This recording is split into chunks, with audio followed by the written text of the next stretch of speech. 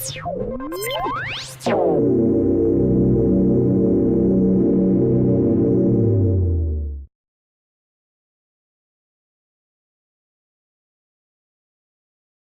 cell cortex helps to maintain cell shape, and cortical actomyosin contractility regulates a variety of morphogenetic processes at both the cellular and tissue-based levels. Ronen Zaidel-Bar and colleagues at the National University of Singapore study the functions of actin-binding proteins in C. elegans, and they became particularly interested in the role of the actin-crosslinking protein plastin. So plastin is a very well-conserved actin bundling protein found in all eukaryotes. A role in the cortex has only been found in unicellular organisms, mostly in yeast and a few other fungi. And actually in animals, there hasn't been any work on plastin in the cortex, but more on its role in specific tissues, such as the microvilli in the intestine or in immune cells. Worms have just a single plastin gene. Zaidel-Bar and colleagues, led by graduate student Wei-Yung Ding, used CRISPR-Cas9 to generate a plastin-GFP fusion, and then examined the endogenous protein's localization in newly fertilized zygotes. Where it is most prominently is at the cortex, and it's basically associated with all the actin structures at the cortex. And it actually was quite surprising to us that it goes to both ARP23-mediated actin patches and formin Psych1-mediated actin cables. So we haven't seen an actin structure that doesn't also recruit to plastin. Just over half of all worms with a loss-of-function mutation in the plastin gene died during embryogenesis. Ding et al. Identified a range of terminal phenotypes, but the earliest defects occurred in the zygotes, which seemed to show reduced levels of cortical contractility.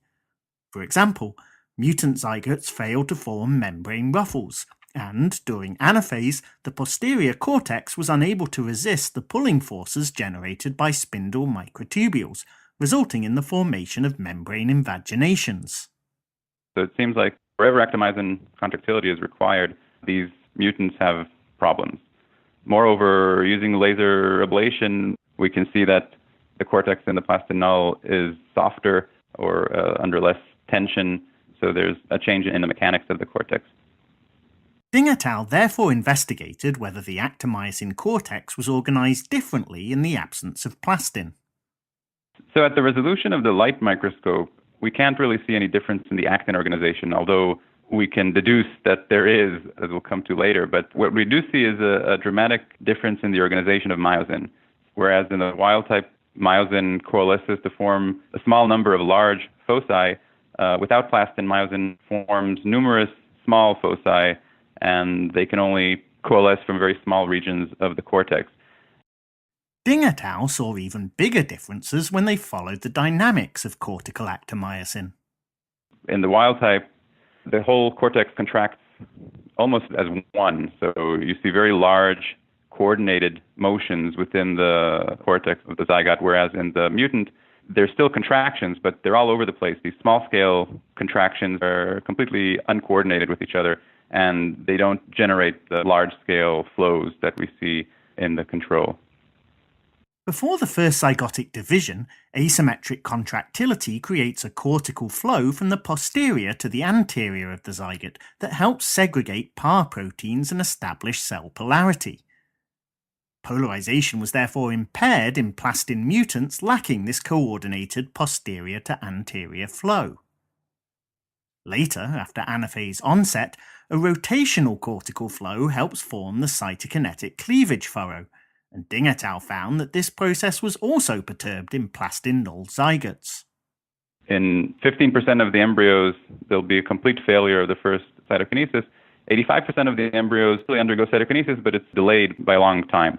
And the defect that we see is that they're not able to recruit myosin to the furrow region. So whereas in control, shortly after anaphase onset, we can see recruitment of myosin, and then furrow ingression in the plastin loss of function, they don't have the cortical flow that's required for this. You can see just erratic movements in the cortex, and then we don't see myosin accumulating for like 100 seconds later.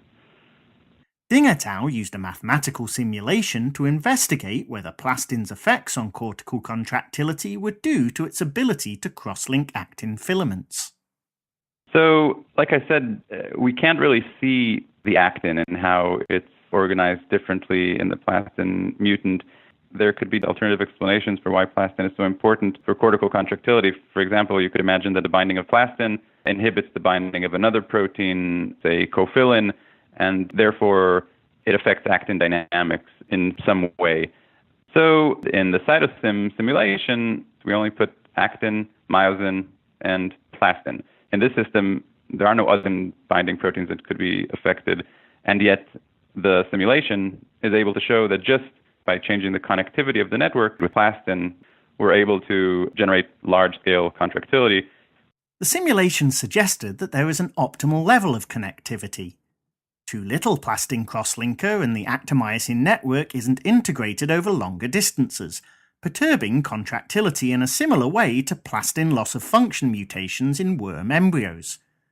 Too many crosslinks also inhibits contractility, however, a finding supported by the fact that overexpressing plastin delays cytokinesis in vivo. So the main role of plastin is to increase connectivity so that you can propagate forces over large distances. It makes the cortex stiffer, but most importantly, it allows large-scale movements. Zaidel-Bar and colleagues now want to investigate how plastin's actin bundling activity is regulated, since the worm protein lacks calcium binding and phosphoregulatory sites that are conserved in other species.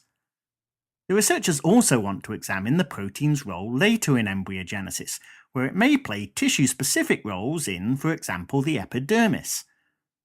For now, though, you can learn more about how plastin increases cortical connectivity to facilitate robust polarization and timely cytokinesis in the paper by Ding et al., published in the May 1st, 2017 issue of the Journal of Cell Biology.